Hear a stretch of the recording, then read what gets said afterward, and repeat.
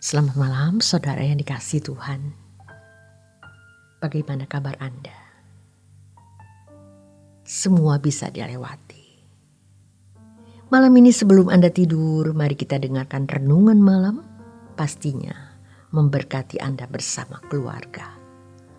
Topik kita adalah pasivitas. Dari Pendeta Dr. Erastus Sabdono bersama saya Yohana Ibrahim. Saudara, setan mengkondisi manusia berkeadaan menyerah pada keadaan pasif. Sejak kecil kita sibuk dengan mainan dan sekolah. Setelah dewasa kita sibuk dengan kuliah, kita mencari jodoh, berkeluarga, dan berkarir. Mereka menjadi orang baik, bukan jadi orang bejat.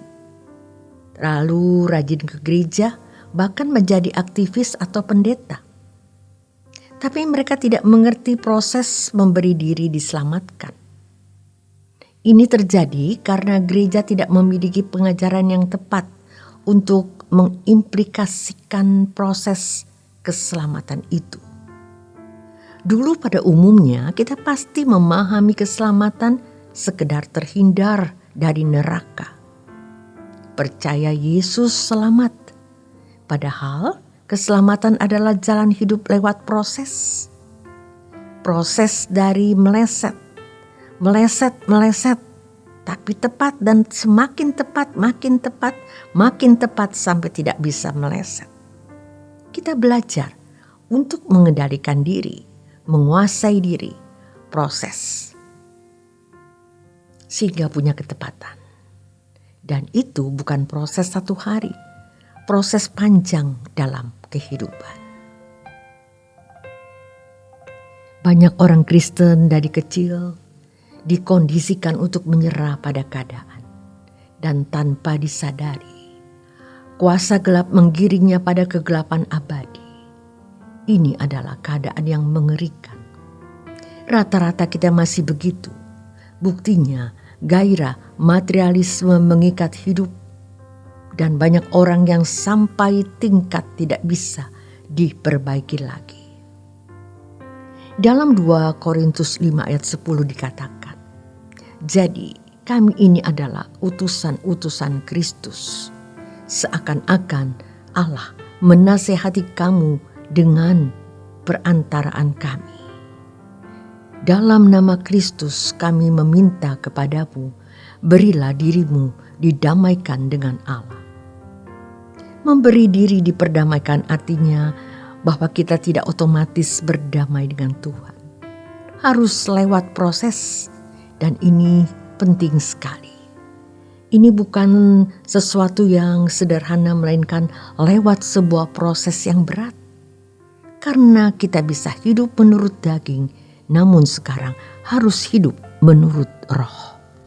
Kalau orang menyerah kepada keadaan, ia dapat binasa.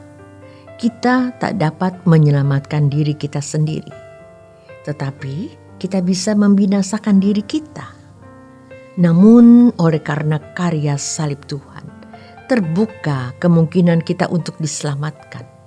Dengan kematian Yesus di kayu salib, mengampuni dosa kita atau menebus semua dosa kita, membawa diri kita dibenarkan di hadapan Allah. Walau belum benar, maka kita harus memberi diri untuk diselamatkan. Sama dengan memberi diri untuk diperdamaikan. Kita mau diperdamaikan dengan Allah, tapi belum hidup dalam perdamaian yang benar. Lalu bagaimana implikasi konkretnya? Ironisnya, karena tidak jelas bagaimana kehidupan Kristen yang harus dijalani, maka mereka menyerah pada keadaan. Padahal dunia ini menggiring orang kepada kegelapan abadi. Tidak ada anjuran yang jelas, berilah dirimu untuk diselamatkan. Sekarang karena kita diberi Tuhan pengertian yang tepat, marilah kita memberi diri diselamatkan. Menjadi orang percaya berarti harus menceburkan diri pada proses dikembalikan hidup kita ke rancangan Allah semula. Maka tidak bisa tidak. kita harus menanggalkan semua ikatan-ikatan dunia, dan itu bukan Tuhan yang melepaskannya. Kita yang harus melepaskan diri kita sendiri supaya kita memberi diri untuk diselamatkan.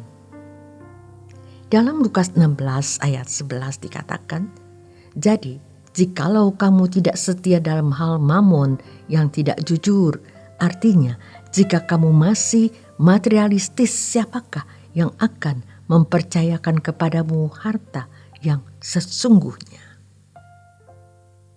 Teks aslinya bukan harta yang sesungguhnya, melainkan kebenaran, aletheia. Jadi karena materialisme, maka anugerah untuk membawa kita kepada ketepatan bertindak, fasilitas untuk mengubah kita dari hukum dosa menjadi seorang yang berkodrat ilahi tidak bisa berlangsung. Ketika kita dengan kesungguhan melepaskan ikatan materialisme dari percintaan dunia, pikiran kita menjadi begitu terang dan jernih. Kita bisa memahami ayat-ayat Alkitab dengan benar. Kita bisa begitu betah duduk diam di kaki Tuhan. Hati kita bisa terarah ke kerajaan surga. Yang mana itu tidak bisa kita lakukan dulu ketika kita masih ingin punya uang dan fasilitas.